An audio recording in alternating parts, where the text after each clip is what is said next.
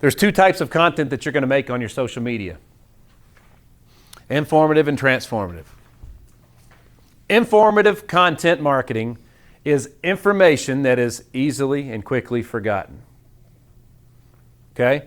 Transformative marketing is information that makes people feel a certain way that is easily remembered. So you won't remember everything I said today, but you remember how I made you feel. Right? Content is designed to find your audience. Not everybody's for me. It's cool. There's like 8-9 billion people in this world. Right? I'll take give me 1%. I'm good. You know what I'm saying? There's a lot. There's enough to go around. And billions of people are online. So let's talk about this funnel here. Now, you're all dudes. Everybody here's used a funnel at some point in time, right? Maybe putting oil in their car or their lawnmower or something like that. Is that what a funnel is shaped like, though? The funnel don't get bigger at the bottom, does it? Well, but see, that's the thing. If you do it right, it does.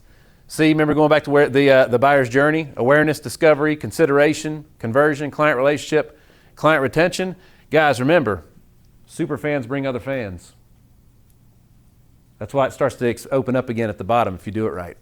So it's technically not a funnel, yet that's what we call it. Consistent is the key. Who here is anybody here that has posted at least one time online the last 7 days in a row? My man, good deal. Who else? Got a lady for it. Got a lady for it? She did it? Good. That's good. So we got two. Anybody else? Somebody that does it. Yeah? Talk to me about that. What are they doing every day? What's their goals? You mean like reach or metrics or stuff? Absolutely. You're probably paying them something to do something. Yes. How do you know if they did a good job?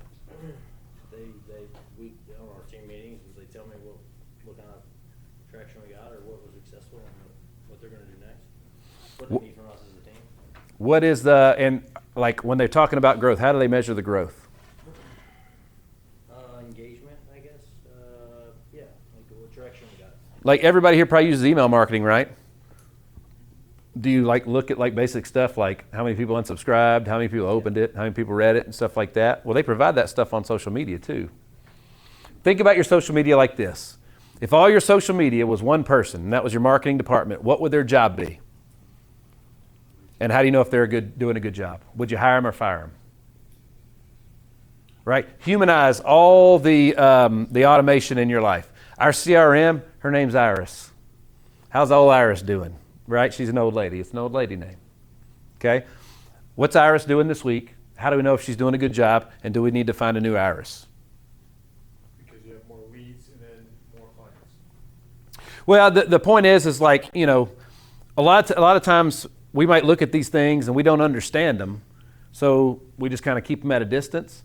By humanizing these things and you give them a name, it creates more of a personal relationship with something, an electronic tool. You know what I'm saying? So I believe money, we've been blessed to have quite a bit of it, but every dollar, in my opinion, is a soldier. And when I send that soldier out, they can't come back without other soldiers. You know what I'm saying? So by humanizing everything, people have jobs. Who is anybody under the age of 25 in here? That's awesome. So you come from a different world than most of us do. And it wasn't that long ago that people were it, So and the greatest companies had the best people that performed the greatest, right? Well, now there's an electronic element. So the only thing I know how to do is I understand people. So I identify with all these electronic elements as people. And that helps me gauge the success and what they should be doing if they're doing a good job. Just a little trick of the trade, right? Consistency is key, guys. It's all about consistency, just like anything else. All right. So I'm going to show you guys something. Let me look. This picture. This graphic is just a couple weeks old. All right. Let me make sure I save that because it's still trying to load here. There y'all are, your beautiful faces. All right. So let me go here. So let's see. That was 6,704 posts. As they sit right now, I'm at 6,756 posts. All right, so this is maybe 2 or 3 weeks ago. Right there, it's at 44.1 thousand followers. As we sit today, we're at 45.1 thousand followers. right? That's the growth Instagram's getting right now. It's pretty solid. But the reason that posts number is circled is because Brad told me back in 2020 when I was going to do videos. There we go. Brad told me when I met him in 2020 when I was only using photos, he said, dude, use videos. It's going to make things better, right? And he was right. But he told me, he's like, dude, Hyder, if you do that and you do it consistently and you don't quit, in 3 to 4 years, you'll have something that will scale a lot of things for you. You'll have an unbelievably valuable tool that you can use in business to help people, all right? Now, what we didn't know back then, he was right. It took a little over 3 years, and it was crazy because like we went from beating our head against the wall to like overnight, like literally one day, it was just different. That's how it works. That's how it works. That's how it works in most things in life, isn't it? You know what I mean? A whole lot of work, and all of a sudden it just clicks, all right? That's what happened for us, all right? But what we figured out is the timing, 3 to 4 years, so that was based on me at the time doing 1 post a day, and then upping it to 2, and then 3. If we'd have started it at 4 or 5, you know, it took me that 6,704 posts to get to 44,000 followers. So how do you collapse time? Post more. All right. Here's the thing. I could show you my reels right now. And some people are like, man, that one only got like watched 300 times or 500 times or 2,000 times, which ain't a lot. But guys, whether I post once a day or 5 times a day, they all perform the same. So let's just say they post, they only 100 people see them. Well, multiply that by 5, and that's your reach for the day. That's why it works. Okay? Less isn't more on social. It's called social media. All right? And when you post something, guys, you need to be around for the engagement, because we're going to talk about that in a minute. Because like if I'd have met you and I said, hey man, how you doing? Nick Hyder. How you doing? That's what it's like when you post and you don't stick around to see what else happens and have conversations. You gotta engage, okay? So 6,704 posts. Guys, if you hadn't started yet, you're just behind, okay? The guys that I'm trying to keep up with, that I'm fighting to keep up with, they're further ahead than I am. They started sooner, right? They may have had more tools in the beginning. Yes, sir? When you first started this journey, like, did you have some sort of content strategy, or were you just... No, it was a whole lot of noise. It was just like, put something out, and we learned. There was at least 3,000 of those posts that did not have a call to action at the end. So like if somebody liked what they heard, they had no idea what to do and how to act. You know what I'm saying?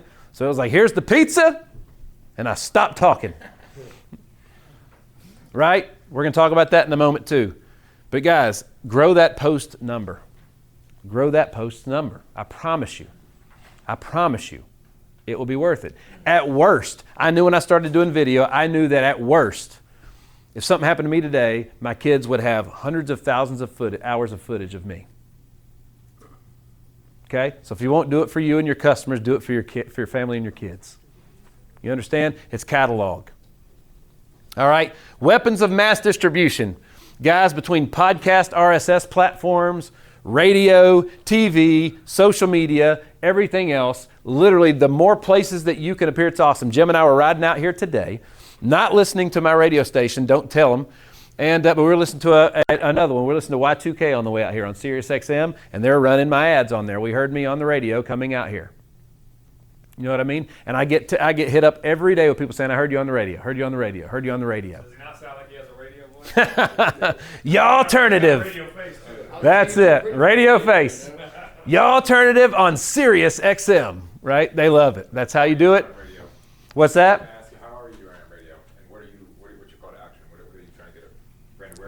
On radio, it's all about audience growth. The goal for me is eventually to have my podcast on Sirius XM. So when I started it, that was I wanted to leverage that relationship, right? To get to a place right now, I'm the phantom voice. I never say my name until they say, hey, Nick, we need you to say your name so people know that it's you. That's where we're going. And then from there, I'll get the podcast online or on Sirius XM. So it's like a clip from the thing, and then it's like, go to the podcast. Like I'm just... Yeah, most of Sirius XM is programmed. Okay, by the way, TV is called paid programming. You're being programmed when you watch it, just like social media.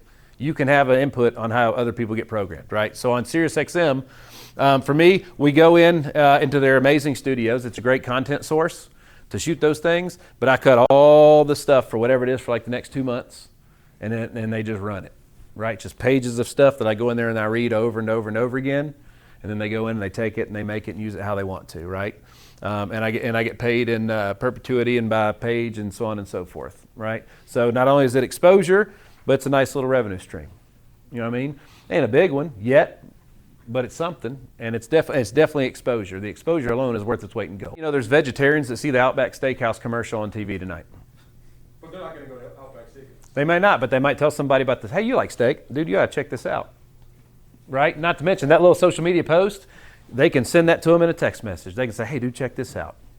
It's called sharing. It's like a place for their friend.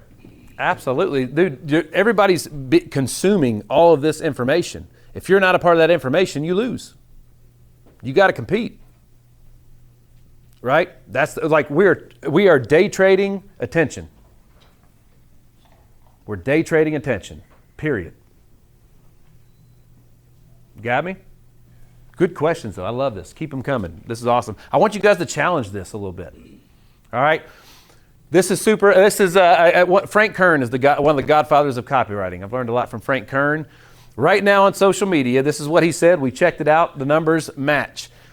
It's taking on average 32 touches over 20 days for somebody to go from a lead to a prospect, or a prospect to a lead, however you guys put that in your funnel order. All right, so 32 touches. Well, my dad would be like, you want me to email him 32 times? No. It could be a video on Facebook, it could be YouTube, it could be LinkedIn, it could be a text message. It's any digital touch. All right, so what your content should be, goodwill plus offer times frequency equals money. Well, you're like, Nick, what's goodwill? Well, you posted it for free. That's goodwill, isn't it? Put it out there, right? For free. Within that goodwill video, there's going to be offers. Some of them subtle, some of them not, but you got to make offers. If you like what you're hearing, this is what you should do next, right? And then if you do that a lot, it equals money, okay? Most company owners are just like I was, and it was like, I want to not pay a lot of taxes. I don't want to spend a lot of money on Facebook ads. When really, I should have been asking myself, how can I spend more money on Facebook ads? Because that means we're bringing in more revenue. And if I want to pay more taxes, what does that mean? Made more money, right? So I was focusing on all the wrong things. Guys, like when you make an investment into something, we are drastically increasing some of our staff. Okay, it's a big investment in there. So if you make decisions based on that investment, you're like, man, like how are we going to make this work, guys? Those new staff members are going to bring new revenue. It's not going to be the same revenue. It's an investment in it, right? So that's the biggest mistake a lot of small business owners make in the beginning is they're thinking about all the things they got to do to like, I can't spend. No, you got to ask yourself how. Because if you're spending more, that means you're making more. Right? You found something that works and you're putting money behind it. You understand? It's just a perspective. Every piece of content, you'll see mine, they all have this now, finally. I wish I could go back and get those 3,000 back, but I can't. You don't have to make that mistake. Guys, I've got probably $250,000 to half a million dollars worth of personal development and branding and marketing things that I've invested in to learn. All right? That's a lot of that is what you're getting today. Okay? They say the first 3 to 4 seconds, dude, I think it's like the first second to a second and a half, you got to get somebody's attention with a hook on any clip or video you post out there. All right? Then you got to have offers. All right? And most importantly, you got to have a call to action, meaning like if they like what they saw, what do they do next to get it? Okay? It might just be like and subscribe for more. Okay? A pastor asked me the other day, Nick, would it be okay if we just said, like, comment, prayer, if you just want us to pray for you? I was like, that's a great idea. People are literally volunteering that they're interested in what it is you do. And the haters, by the way, the people that go out there and throw shade, dude, it's awesome. Like, objections are buying signals. People don't take time to object into something unless they're, like, considering it. So no, dude, why? Why no? Whatever they're about to say next, that's all I got to do to overcome, and I got their business. You know what I'm saying? So hook plus offer plus call to action equals money. A lot. Frequency.